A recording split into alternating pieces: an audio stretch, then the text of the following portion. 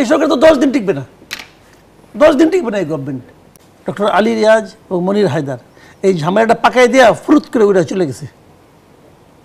তো ওনারা তো ফুরুত, তাহলে এখন একটা দায় দায়িত্বটা কার উপরে আসবে? ঐকমত্য কমিশনের চেয়ারম্যানকে ডক্টর ইউনূস, আলী রিয়াজ তো ভাইস চেয়ারম্যান এই ছিল, তো ডক্টর ইউনূস হলো একটা চেয়ারম্যান। তাহলে ডক্টর ইউনূস তখন আসেন, তাহলে ঝামেলা পাকাইছেন কে? ডক্টর ইউনূস পাকাইছেন। কারণ ডক্টর ইউনূস ঝামেলা পাকাইয়া এখন সে পলিটিক্যাল পার্টিগুলিকে বলে আপনারা সমাধান করেন এবং 7 দিনের মধ্যে করেন। তো প্রবলেম পাকায়, মানে সুতাগুলি আওলা বাজাচ্ছেন আপনি, আপনি আমারও বলতেছেন এটা আপনি গুছান, আমি কেমন গুছাবো? এটা তো আমি পাকাই নাই। যে জিনিসটা তারা সিগনেচার করলো 17 তারিখে, তারা তো 17 তারিখ 18 তারিখ বোধ হয়, এই যে আপনার ইয়েতে জাতীয় সংসদের সামনে যেটা সংগ্রহ, যেটাতে সিগনেচার করলো, সালাউদ্দিন সাহেব স্পষ্ট বলতেছে আমরা যা সিগনেচার করছি এখানে এটা নাই। এবং এটা প্রতারণা বলছেন উনি, অ্যাপ্রোপ্রিয়েট শব্দ ইউজ করে, শব্দটা মারাত্মক, শব্দটা গুরুত্বপূর্ণ, মানে অনেক গুরুত্ব বহন করে। কিন্তু এই যে অভিযোগটা প্রতারণা করেছেন, এটা তো ওনাদের জন্য প্রাপ্য শব্দ, ওনারা তাই করছেন। চুক্তি হয়েছে একটা, কয়ের আর একটা, কেন করলেন? জবাব কাকে জিজ্ঞেস করবেন? সে তো ফুরুত পারছে, এখন আপনি কাকে জিজ্ঞেস করবেন? জবাবদার কেউ নাই। এই জিনিসটাই শুরু থেকে আমরা বলতেছিলাম, আমি অন্তত বলতেছিলাম যে বিদেশিদের এই কাজ করেন না, এবং উনি তাই করাচ্ছেন। ডক্টর ইউনূসের মানে স্টাইল এইটা, সমস্ত বিদেশি লোকজনকে নিয়ে আসতেছে, আইনে বসাচ্ছে এবং তারা এসে ভোজগোটা পাকাচ্ছে। এটা কেবল রাজনীতির ক্ষেত্রে না, কিন্তু প্রত্যেকটা সেক্টরে। এই যে মেট্রো রেলে একটা বানাইছে এমডি, অস্ট্রেলিয়া থেকে নিয়ে আসছে, এনে বসাইছে, দায়িত্ব নেওয়ার পর 2 অ্যাক্সিডেন্ট হয়েছে। সে তো কোনো মেনটেন্যান্সে কোনো ব্যয় করে না, তো মেনটেন্যান্স থাকলে হবে, যে কোনো অন্য প্রসঙ্গ, ওই প্রসঙ্গে বলি না। কিন্তু এখন এখানে কিন্তু একই জিনিস, মানে ওনারা আসলে আওলা লাগাইয়া রাখতে চান। কেন রাখতে চান জানি না। আমি একটা কথা বারবার বলেছি, আগেও বলতাম, যে এই অন্তর্বর্তীকালীন সরকারের সবচেয়ে বড় স্ট্রেংথ ছিল বিএনপি। এই জিনিসটা অন্তর্বর্তী সরকারও বুঝে না, বিএনপিও বুঝে না, এটা আমি আগে বলতাম আর কি। তো এখন আমার মনে হচ্ছে বিএনপি অল্প অল্প করে বুঝতেছে, এবং এই জন্য বিএনপি কিন্তু ধীরে ধীরে মানে অন্তর্বর্তী সরকারকে আগের সেই সাপোর্টটা এখন তারা কিন্তু দিচ্ছে না, বুঝে না? ওই যে সীমা নির্ধারণ করে দিচ্ছে, সমর্থনের একটা সীমা। আজকে যদি বিএনপি অল আউট বলে তা আমি আপনার সঙ্গে নাই, এই সরকার তো 10 দিন টিকবে না, 10 দিন টিকবে না এই গভর্নমেন্ট। কারণ বিএনপি যে কোনো কারণে হোক, এই যে পুরোনো একটা প্রবাদ আছে না, যে মেরেছিস কলসির কানা তাই বলে কি প্রেম দিব না, বিএনপির ওই চরিত্র আর কি। যা বলেন অপমান করেন, আমরা আছি আপনাকে একতরফা ভালোবেসেই যাব। এখন দেখেন ভালোবাসার ফল কোন পর্যন্ত যায়। কিন্তু সবগুলো রাজনৈতিক দলের তো আসলে যেই সবগুলি দল তো 2টা, সবগুলি কই, বাকি দল নাই। প্রথমে ছিল একটা ত্রিভুজ প্রেম, বুঝছেন? ত্রিভুজ প্রেম কিভাবে? প্রেমে এক কোণায় হলো বিএনপি, জামাত আর অন্তর্বর্তী সরকার। এই ত্রিভুজ প্রেম, এখন ত্রিভুজ প্রেমে যত মুভি হয়েছে সব কিন্তু বিয়োগান্তক, ওটার কিন্তু কোনো মধুর সমাপন নাই। এই ত্রিভুজ প্রেমও এখন ত্রিমুখী সংঘর্ষে হয়েছে, রূপান্তরিত হয়ে গেছে। এই ত্রিভুজ প্রেমে কোনো মধুর সমাপন নাই। এখন জামাত যে সমস্ত হুঙ্কার দেয়, আঙুল বাঁকা করে ঘি তুলবো, তারপরে 11 তারিখের পর দেশের চেহারা চেঞ্জ হয়ে যাবে, মানে এইগুলি প্রত্যেকই বক্তব্য, কিন্তু এই বক্তব্যগুলো ভালো না তো। আঙুল বাঁকা করে ঘি তুলবো, আবার বলে ঘি আমাদের লাগবেই, ভাই ঘিটা কি? আর আঙুল বাঁকা করলে আপনি ঘি তুলবেন, শুনেন, বোতলের মধ্যে আঙুল ঢুকে বাঁকা করেন, আঙুল কিন্তু আটকে যাবো, আঙুল কিন্তু বেরোবে না। ঠিকই খেয়াল করছে, তার কি কয় না কয় বুঝি না ভাই কিছু। ওনারা বলে, এই তাহের সাহেব আরেকবার বললো যে কার কার নাকি তার কাছে ফোন কল আছে, ফোন রেকর্ড আছে। কি ফোন রেকর্ড সেটা কেমনি ওনার কাছে গেল? ওনারাও ওনাদের মধ্যে একটু নিয়ন্ত্রণহীনতা আমি টের পাচ্ছি আর কি। এটা ভালো না, জনগণ এগুলো নিয়ে হাসি তামসা করে, এগুলো ওনাদের বোঝা উচিত, এগুলো থামানো উচিত। জামাতের উচিত হবে তাহের সাহেবের আগামী কয়েকদিন মুখ বন্ধ রাখতে বলা।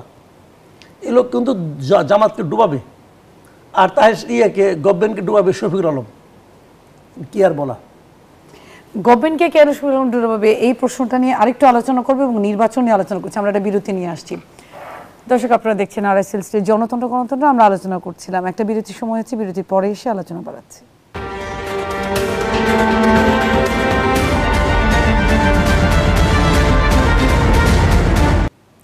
দর্শক বিরতি পর আবারও স্বাগত জানাচ্ছি। আপনারা দেখছেন RSLSTর জনতন্ত্র গণতন্ত্র। আমরা আলোচনায় ছিলাম নির্বাচনের পথে যে বাধা সেগুলো নেই এবং সমাধান কোথায় সেটি খোঁজার জন্য। আমি পর্যায়ে জনাব সোহরাব হোসেন আপনার কাছে আসতে চাচ্ছি আবারও। একটু আগে যে খবরটি আসলো যে জামাতে বাদের সব ইসলামী দলকে এক হওয়ার আহ্বান জানিয়েছেন হেফাজতের আমির, এবং উনি বলেছেন যে জামাতে ইসলাম আর আমাদের ইসলাম এক নয়, আমরা মদিনার ইসলাম পালন করি, তারা মওদুদ ইসলাম পালন করে। এই বিষয়গুলোতে আসলে আমাদের বোঝা এবং জনগণের বোঝাপড়া আমার মনে হয় সীমাবদ্ধতা রয়েছে। এই ব্যাপারগুলো আসলে যদি পরিষ্কার করে বলতেন। আর যেখানে আরেকটা বক্তব্যে জামাতের সাথে যে নেতা হামিদুর, উনি বলেছেন যে আমরা পজিটিভলি এগোচ্ছি, নির্বাচনের উপর থ্রেট হবে এমন কোনো কাজে আমরা নেই, আমরা নির্বাচনের পথেই এগোচ্ছি, কিন্তু আবার ইসলামী সমমনা 8টি দলের সাথেও আমরা রাজপথেও আছি। এই ব্যাপারগুলো কি সংশয় তৈরি করে না? প্রথমত হচ্ছে রাজনীতিকরা মাঠে যা বলেন সেটা মনে বলেন না, সেটা তাদের অন্তরের কথা নয়। অধিকাংশ রাজনীতিক, আমি সবার কথা বলবো না, এটি আপনি মাঠে এত গরম কথা বলে এই দলীয় নেতাকর্মী সমর্থকদের কি বলে মন চাঙ্গা করার জন্যে। আর এর বড় উদাহরণ হচ্ছে এনসিপি এতদিন কি ভাষায় কথা বলতো এনসিপির নেতারা, এখন অনেক নরম হয়ে গেছে, নমনীয় হয়ে গেছে। এখন তারা দুই পক্ষকেও জামাত ইসলাম এবং বিএনপিকেও একটা সমঝোতায় আসতে বলে। ভালো, এটা খুবই ভালো, কারণ নির্বাচনটা হতে হবে।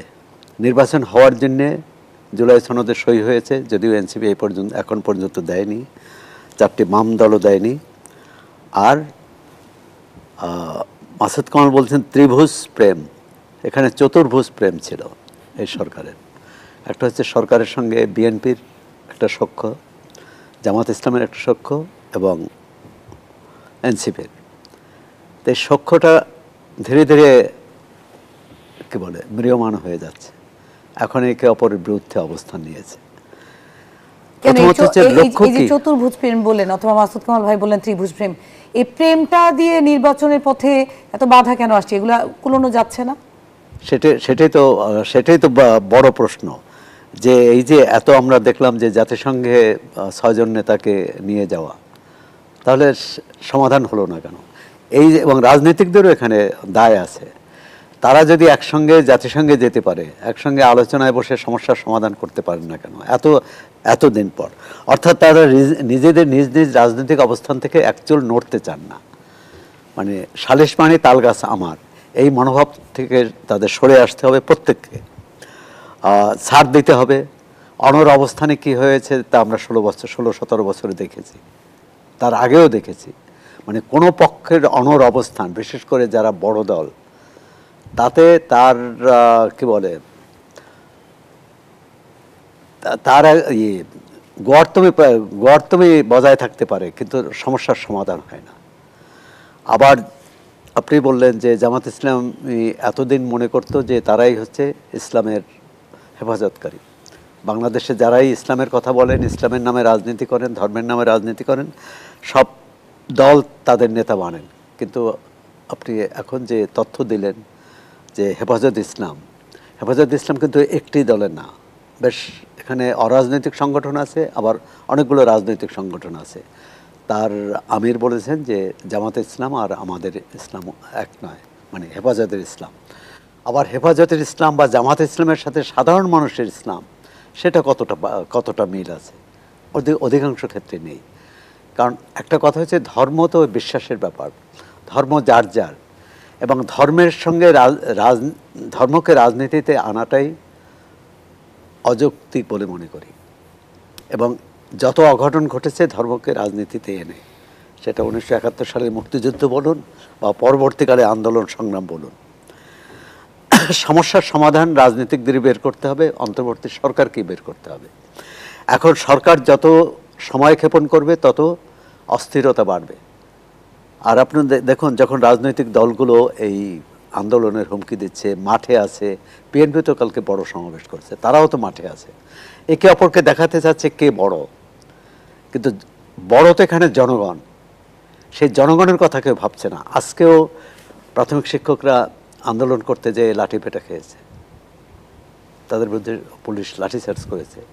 মানে শিক্ষকরা, যে দেশে শিক্ষকরা নিগৃহীত হন, শিক্ষকরা যথাযথ সম্মান পান না, সেই দেশে গণতন্ত্র কোথায় আর আইনের শাসন কোথায় আর মানুষের আমি কল্যাণ কোথায়? যারা মাসুম কামাল, আপনার মন্তব্যটি আমি নিয়ে নিতে চাচ্ছি, একই প্রশ্নে আমি আসতে চাচ্ছি। এই যে দুটি ভিন্ন মতামত আমরা দেখতে পাচ্ছি, এবং শুধু আজকে না, আমরা বিগত কয়েক মাস ধরে আলোচনা যে বিষয়টি দেখতে পাচ্ছি, রাজপথে একরকম, ঐক্যমত্য কমিশনের বৈঠকের পরে সাংবাদিকদের সামনে একরকম, এবং আপনি জনাব তাহের যে তার বক্তব্যগুলো এর আগে তুলে ধরেছেন, এই সংশয় থেকে উত্তরণের উপায় কি? কেন এই সংশয়? এবং হেফাজতুল ইসলামও কিছুক্ষণ আগে যে হেফাজতুল ইসলামের আমির উনি যে মন্তব্যটি করেছেন, এইগুলো আসলে কি জানান দিচ্ছে? দেখেন, এগুলো যার যার অবস্থানকে তারা ক্লিয়ার করছে। যখনই মনে করেন নির্বাচন যত সামনে আসবে, সবই তো তাদের স্বার্থের ব্যাপার, তাই না? ধরেন গত বছরের আপনার যে অগাস্ট মাস, তখন যে বাস্তবতা ছিল, তখন কিন্তু সবাই এক ধরনের মানে শেখ হাসিনাকে সরাতে হবে, শেখ হাসিনাকে সরানো গেল এবং যাওয়ার পর আমাদের আনন্দ, এগুলি নিয়ে তারা ছিল। কিন্তু এখন কিন্তু আর তা নেই। এখন হলো জিনিসটা এরকম যে আমরা এখন ক্ষমতায় যাব। এখন কে ক্ষমতায় যাবে, ক্ষমতায় যাওয়ার পদ্ধতিটা কি? যে আমি কত ভালো এটা বলবে, আর ও কত খারাপ এটা বলবে। এখন এই দুটা বড় একটা কম্পিটিশন শুরু হবে, একে অপরকে ডিফেম করবে এবং নিজে কত ভালো সেটাকে সেটা প্রকাশ করার চেষ্টা করবে। এবং এর মধ্যে হেফাজতে ইসলাম তাদেরও একটা আদর্শিক ব্যাপার জায়গা আছে। ওনারা মনে করেন ওনারা ইসলামের হেফাজত করতেছেন, নাম শুনে তো বোঝা যাচ্ছে। তো ওনারা জামাতের যে জামাত ইসলাম যে জীবনযাপন করে, তাদের যে আদর্শ, এটাকে তারা পছন্দ করেন না। দেখেন, বাংলাদেশে আসলে মানে ইসলাম নামধারী দল কতগুলো? অনেকগুলো। এদের যে এই যে 8 দলীয় জোট আছে, এর মধ্যে একটা ছাড়া বাকি সবগুলি নামের সঙ্গে ইসলাম আছে।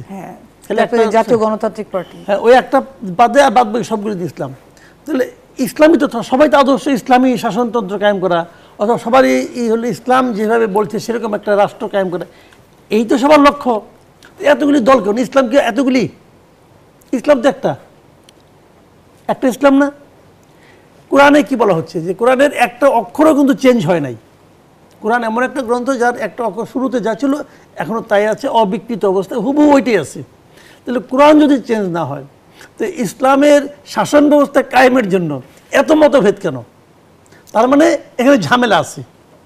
কোনটায় ঝামেলা আমি জানি না, হয়তো সবগুলি ঝামেলা, অথবা একটা বাদে বাদ বাকি সব ঝামেলা।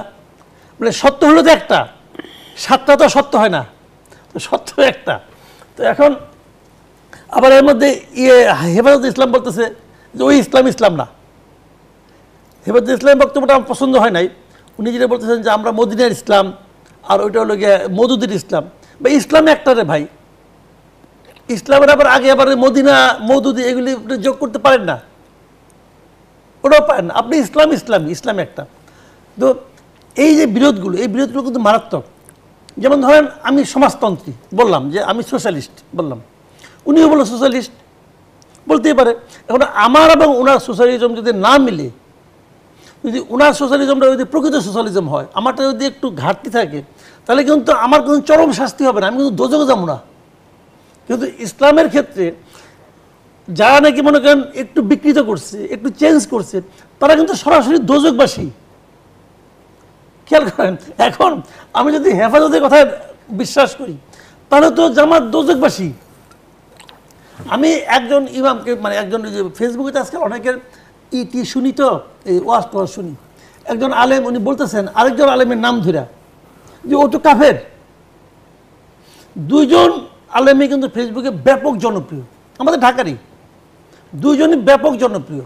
মানে আমাদের যারা নাকি ওয়াজ করে এখন ঢাকা, তাদের মধ্যে যদি শীর্ষস্থান ধরি, তাহলে প্রথম 4-5 জনের মধ্যে দুইজনই আছে। তার মধ্যে একজন বলতেছে ও হলো কাফের, মানে মাঝখানে কোনো ফাঁক রাখেনি, কিন্তু সরাসরি কাফেরে চলে গেছে। তাহলে যদি ওনার কথা সত্য হয়, তাহলে যাকে কাফের বলতেছে তার যারা অনুসারী, তাদের কি দুরবস্থা, তাদের কি ভবিষ্যৎ?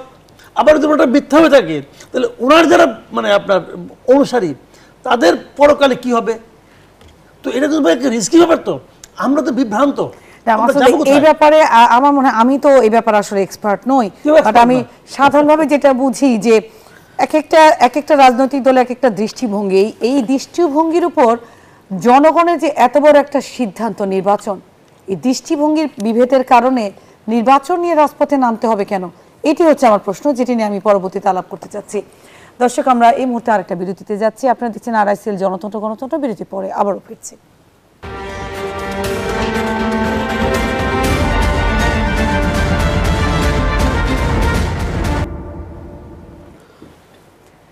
দর্শক সবাইকে বিরতি পর আবারও স্বাগত জানাচ্ছি RICL জনতন্ত্র গণতন্ত্র অনুষ্ঠানে। আমরা কথা বলছিলাম যে এই যে সংঘাত সংশয়, তার সমাধান কি রাজপথে হবে কিনা।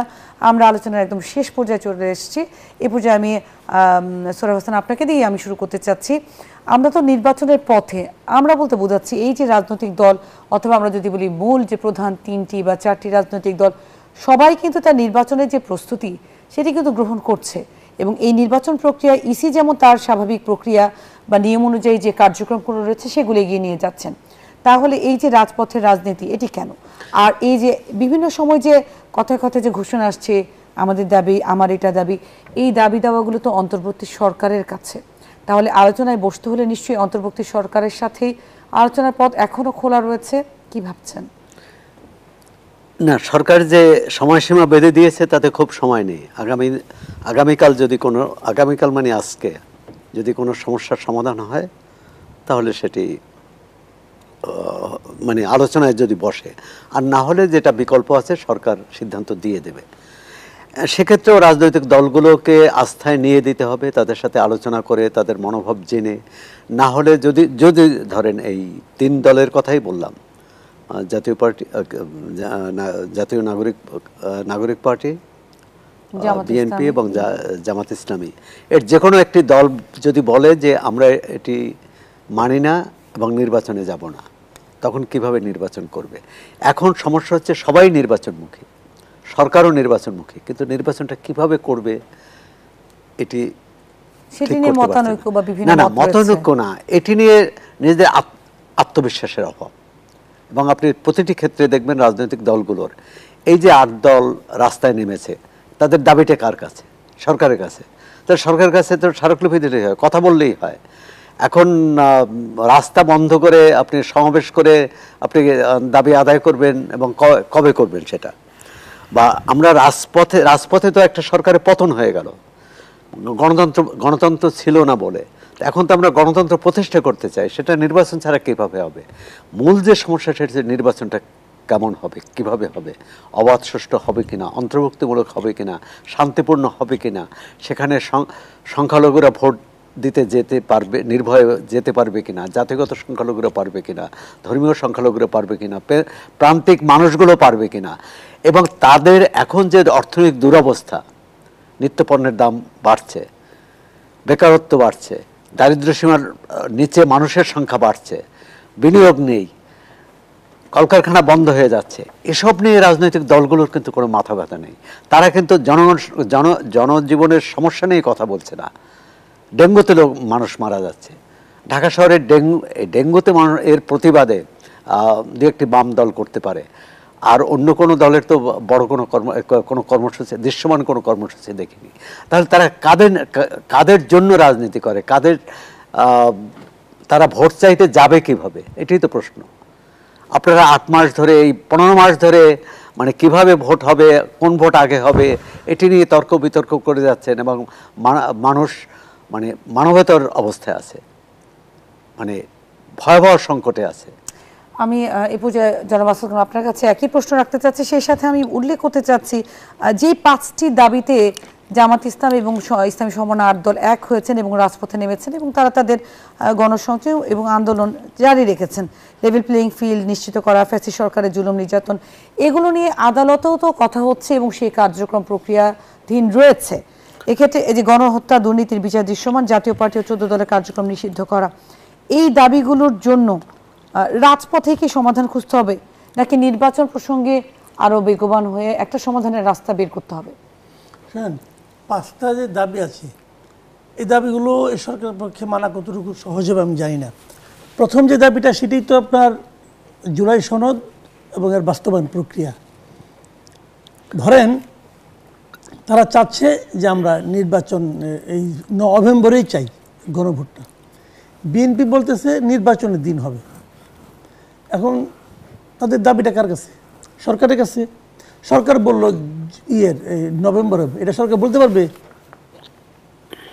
বিএনপি যদি বলে আমি নির্বাচন গণভোট হবে ইলেকশনে দিন একই সঙ্গে, সরকারের ক্ষমতা আছে বলার এটা এই নির্বাচনের আগে হবে? সরকার পারবে না। তাহলে এই দাবি কোনোদিনও মিটবে না তোর ভাই। শুনেন, প্রকৃত কথা বলতে গেলে অনেক কিন্তু তোমার সরকার তো চলছে একটা জগা খিচুড়ি সিস্টেমে আর কি। সরকারকে যেমন কালকে দেখলাম ফরহাদ মাজার, যারা নাকি ওদের মানে আধ্যাত্মিক গুরু বলা হয় আর কি, হ্যাঁ, ফরহাদ মাজার কি বলছে যে এই সরকারই অবৈধ, সে যেটা বলতেছে আমরা বললে তো সমস্যা, এখন তো ফরহাদ মাজার বলছে। এবং এই সরকার আসলে এটা জগা খিচুড়ি গভর্নমেন্ট, এটা তারা এমন এমন কাজ করতেছে যার সঙ্গে সংবিধানের কোনো সম্পর্ক নাই। অথচ তারা কিন্তু কিছুদিন আগে আপনার আগস্ট মাসে তারা কিন্তু ওই যখন নাকি এই আপনার জুলাই পড়লো, তারা সনদ না জুলাই ঘোষণাপত্র পড়লো, সেখানে তারা স্পষ্টভাবে বলছে যে আমাদের এই সরকার একটা সাংবিধানিক সরকার। এখন যদি একটা সাংবিধানিক সরকার হয়, সাংবিধানিক সরকার তো প্রধান দায়িত্ব সংবিধানটাকে সমুন্নত রাখা, আর এই সরকার নিজেদেরকে সাংবিধানিক বলে এবং প্রতিনিয়ত সংবিধান লঙ্ঘন করে। এখন তারা যেটা বলতেছে গণভোট, এই গণভোট কি সংবিধানে আছে? তারা কেমনে করবে? পৃথিবীর কোথায় আছে যে এই প্রক্রিয়ায় গণভোট হয়? আপনি বলছেন আমি নিজেই এটা বানাবো, তো বানান, আপনি কিভাবে বানাবেন? আপনি তো নিজেকে নিজে ডিক্লেয়ার করছেন আমি সাংবিধানিক সরকার, তো সংবিধানের কোন ধারায় আপনি আছে এই গণভোট বলেন? বলতে পারবে না তো। এখন করবে, আগামী যেটা গভর্নমেন্ট আসবে না, একটা তো গভর্নমেন্ট আসবে, নিয়মতান্ত্রিক গভর্নমেন্ট একটা আসবে, তারা এসে নামে সংবিধান লঙ্ঘনের মামলা দিবে। দেখেন, তারা যদি নাও দেয় অন্য একজনে বলবে তুমি মামলা দাও, আমরা দেখুন পরে। প্রশ্ন তো উঠতেই পারে, তাহলে প্রশ্ন উঠতেই পারে না, প্রশ্ন উঠবেই, কেউ ফিরে রাখতে পারবে না প্রশ্ন উঠানোর থেকে, প্রশ্ন উঠবেই। আপনি কিভাবে করলেন গণভোট? কিন্তু ওই প্রশ্ন তো বাদ, গণভোট তারা করবে এটা প্রশ্ন এখনো কেউ তুলতেছে না। এটা আবার কবে করবে এটা নিয়ে আবার আন্দোলন না তুলতেছেন, এই আন্দোলন হবে। বিভিন্ন জন কিন্তু মন্তব্য করছেন, আজকে কিন্তু শিরোনামে আসছে শাহীন মালিক, উনি বলেছেন কিন্তু সংসদ নির্বাচনের আগে দাবি করছে যে জাপা এবং পণ্যদলকে বাতিল করতে হবে, নিষিদ্ধ করতে হবে। মাহবারে আবদার পেয়েছে না, জাতীয় পার্টিকে সে কিভাবে নিষিদ্ধ করবে? তাহলে একদিন করলেন না কেন? এটা যদি ফ্যাসিবাদের দোষর হয় তাহলে একদিন পরে এসে বুঝলেন, ইলেকশনের আগে এসে বুঝলেন, একদিন করলেন না কেন? আর এখন করতে পারবেও না, বিএনপি করতে দিবে না। দেখেন, বিএনপি দিবে না করতে, যে বিএনপি দিবে না, জাতীয় পার্টি আর এনসিপি টেনসিপি খুচরা মুসরা মিলা আপনার জামাত আর এনসিপি আর মিলা নিষিদ্ধ বানিয়ে ফেলাবে? এত সহজ? কারণ বিএনপি দিবে না এই কারণে কি, জামাতের যে চেহারা বিএনপি দেখছে, পারবে না কেন? আওয়ামী লীগকে তো নিষিদ্ধ করলো। ওই সময় তো বিএনপি চাইছে, ওই সময় বিএনপি চেয়েছে, বিএনপি না চাইলে আওয়ামী লীগ নিষিদ্ধ হতো না। বিএনপি যতদিন চায় নাই ততদিন নিষিদ্ধ করতে পারে নাই। যখন বিএনপি চুপ হয়ে গেছে, বলছে তোমরা করো, আমরা আসি, তো বিএনপি একটা প্রতিবাদ করে নাই।